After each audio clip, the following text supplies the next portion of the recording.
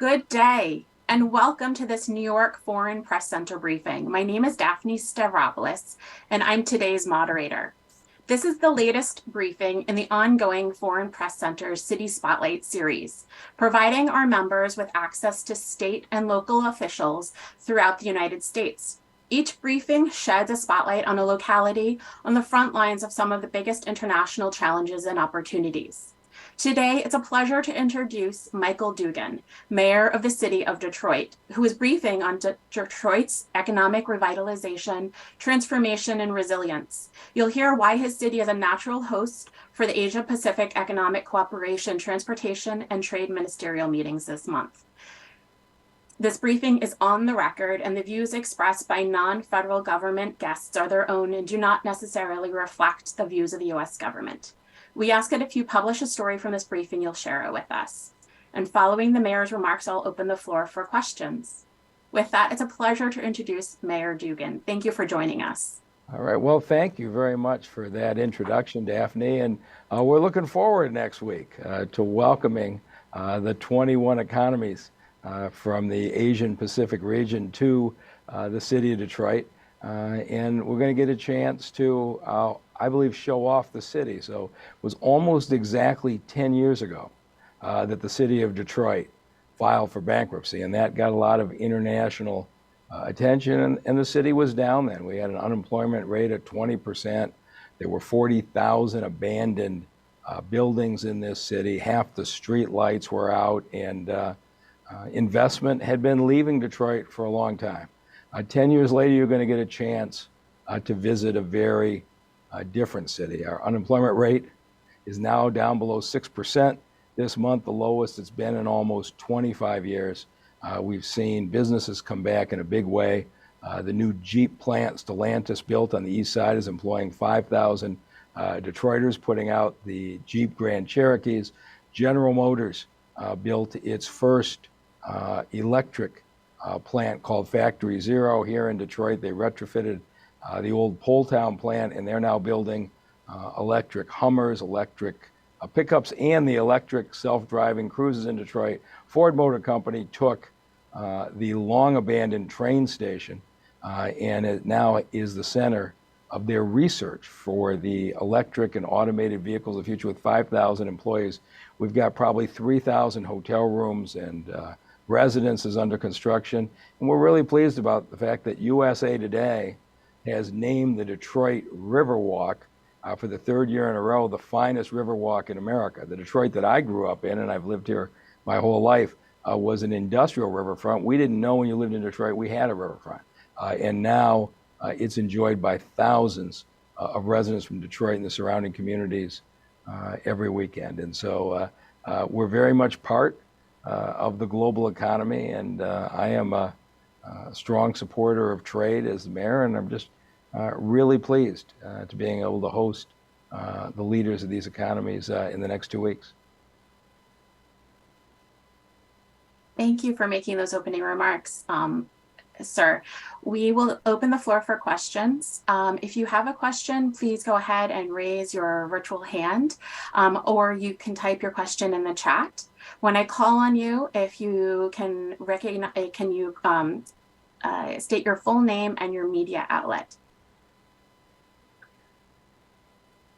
And I will ask a question that was submitted in advance by a journalist from Xinhua. The journalist's name is Shilong Yang. He was asking for an update on the city's economic and trade relations with your Chinese counterparts. There are a few questions in this. Do you have any specific programs for Chinese entrepreneurs to invest in Detroit?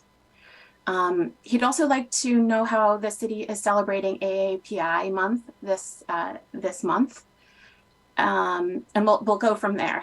Okay, well, let me start with the second question. So we're celebrating AAPI month by welcoming the world of the city of Detroit. I don't know how we could do it better than that, not just the conference itself, but I'm going to be having the leaders of the various economies to our homes, where my wife, Dr. Sonia, and I will be hosting them in our house at a reception. And the city of Detroit embraces AAPI month with in a manner that many cities in America do, with city council resolutions celebrating the rich heritage, with social media posts and continual reminders to the community. Our relationship with the Chinese is something that needs to be restarted. It was something I placed a high priority on when I got elected. And I went to China with Governor Snyder on a trade mission back about 6 or 7 years ago. And we in particular were partnering with the city of Shenzhen. The leadership, both the mayor and the party leader, came here to Michigan, and we talked about building to a sister city relationship. And then I went to China, visited Beijing, Shenzhen, Guangzhou, spent time with Terry Gao and the Foxconn leadership, and spent a lot of time. I bet I met with 15 or 20 leaders in manufacturing in China. The next year, the leadership of Shenzhen came back here and we signed a friendship agreement, which, as you may know, is one step short of a formal sister city relationship. And we had a number of cultural exchanges with Shenzhen.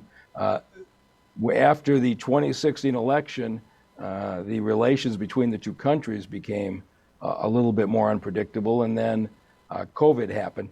And so I am very anxious to get back to rebuilding it. And of course, I know President Biden is doing everything he can to move to a relationship where the Chinese and Americans can compete economically without having to be political rivals. And I'm very anxious for us to get back to that and go back to building a strong economic partnership with the Chinese economies. Thank you, sir. I want a point of clarification, and my apologies for all of our guests who are joining. It's Mayor Duggan. The next question will go to Leah Griffith with Asahi Shimbun. Hi, Mayor Duggan. Thanks so much for being here, and thank you to the Foreign Press Center. I wanted to ask if you had any particulars on which U.S. and Chinese officials will be attending these meetings. Thank you. I know there is a list somewhere, but you should probably get that from the State Department, or I'll make a mistake and misstate who is coming. And Leah, I'm happy to put you in touch with my colleagues who are working on the meetings from the State Department following this briefing. So as a reminder, if you have questions, please raise your virtual hand or put your questions in the chat, and I'd be happy to call on you.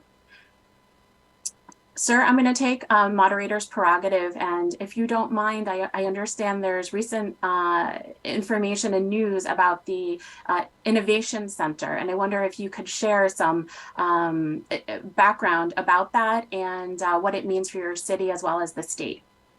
Well, I am a proud graduate of the University of Michigan, and there are a lot of residents of the 21 economies who are graduates. When I was in China, in each city, we started breakfast with University of Michigan graduates who were Chinese citizens who came and told us all that they were accomplishing. And so what we are doing is this. The University of Michigan, of course, has an international reputation. It started in Detroit in the 1800s and moved to Ann Arbor, about an hour west of Detroit, about 150 years ago.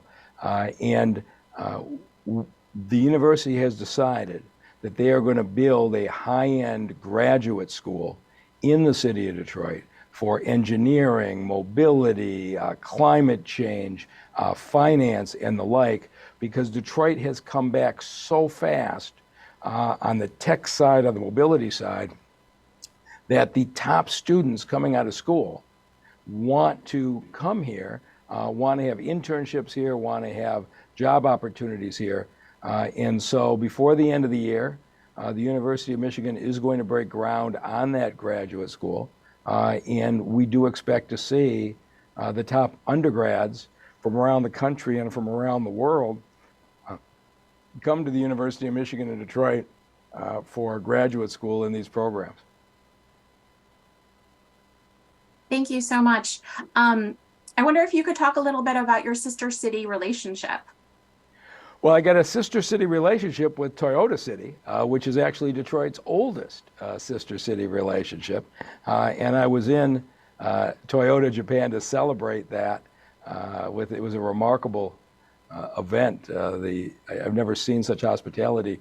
The Toyota leadership actually held a 3-hour-long fireworks in honor of what was then the 50-year anniversary of our sister city relationship. I got to drive a hydrogen-powered vehicle, Toyota, of course, on the streets of Japan.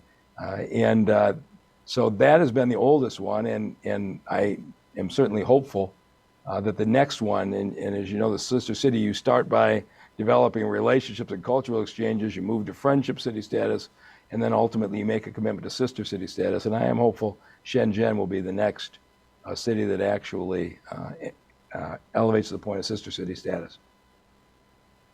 That's fantastic. Thank you so much. Again, this is an opportunity to ask Mayor Duggan questions about his city, the economic revitalization and transformation resilience initiatives that he has introduced ahead of the APEC meetings next week. Please go ahead and raise your virtual hand if you have a question.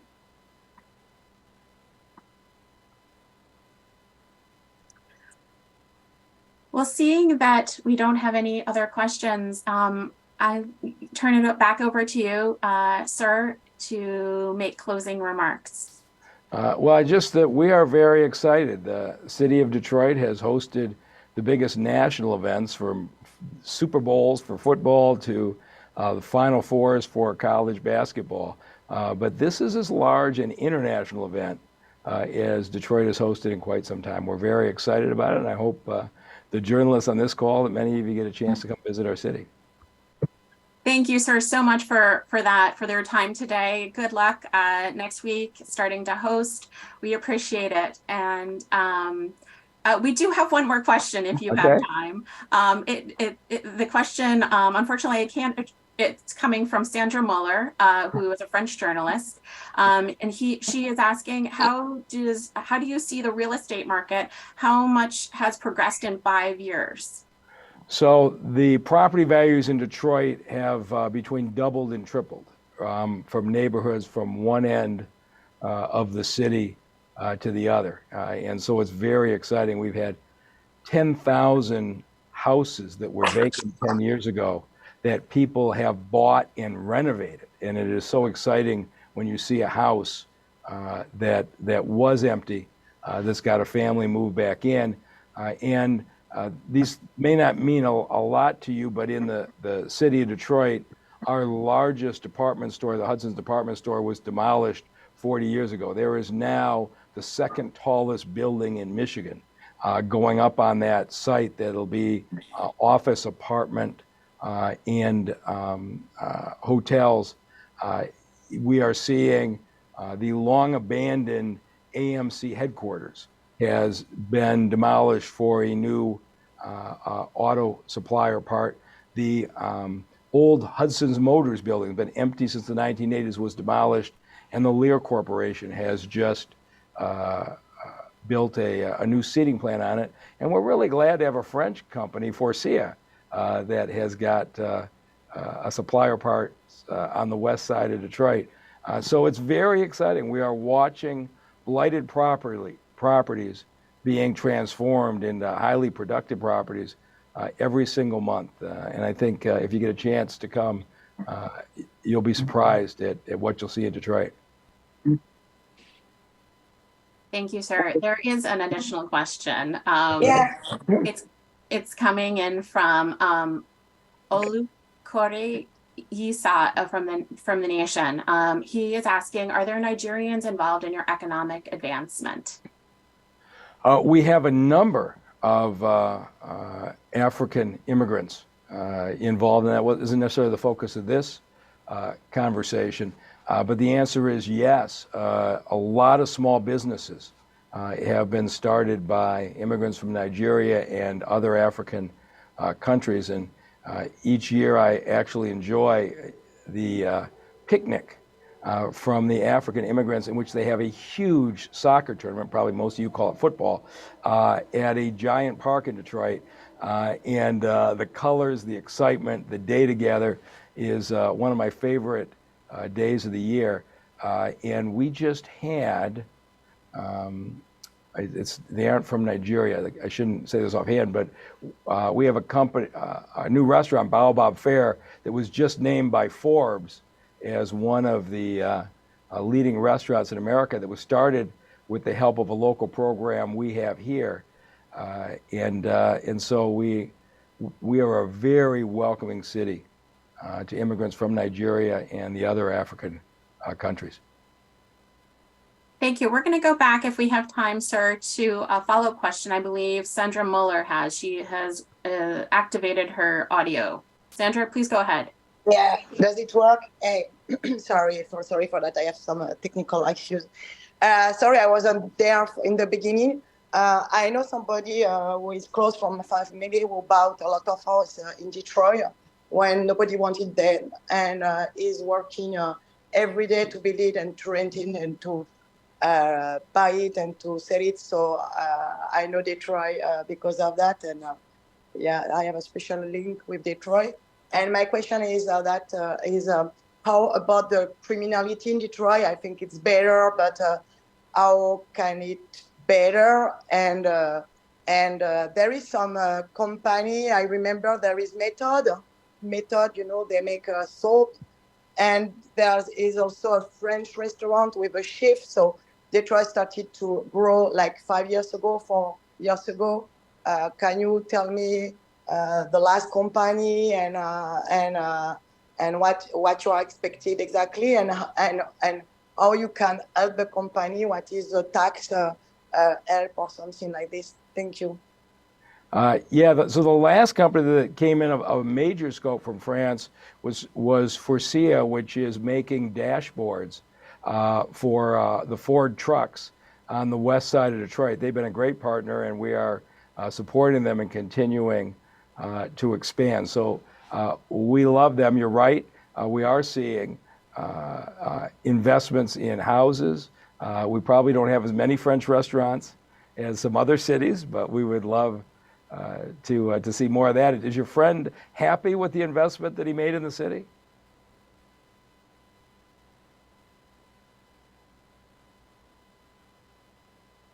Sandra, I apologize. You've been muted.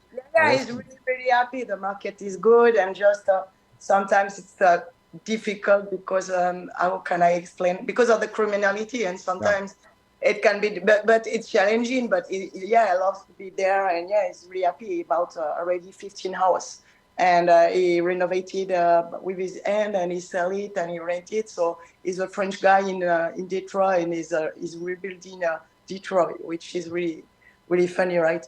And he's really happy, and I think the downtown is changing too, and there is much more construction, and it was difficult during COVID, but it's better now. The only trouble, but I think it's getting better, is sometimes the criminality, but that's it. So I wanted to have some, if you have some data. Sorry, I wasn't there at the beginning. I had some issue with my phone. Sorry for that.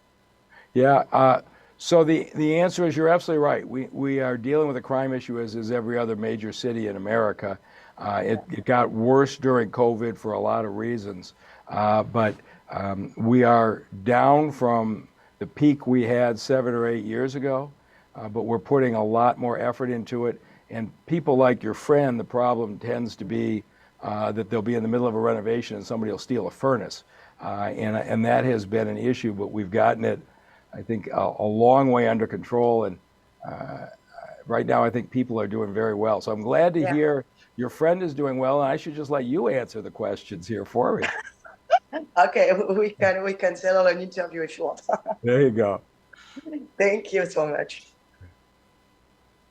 Well, thank you. I think that seeing that there are no additional questions, I appreciate your time, Mayor Duggan, for joining us today. And again, this briefing was on the record.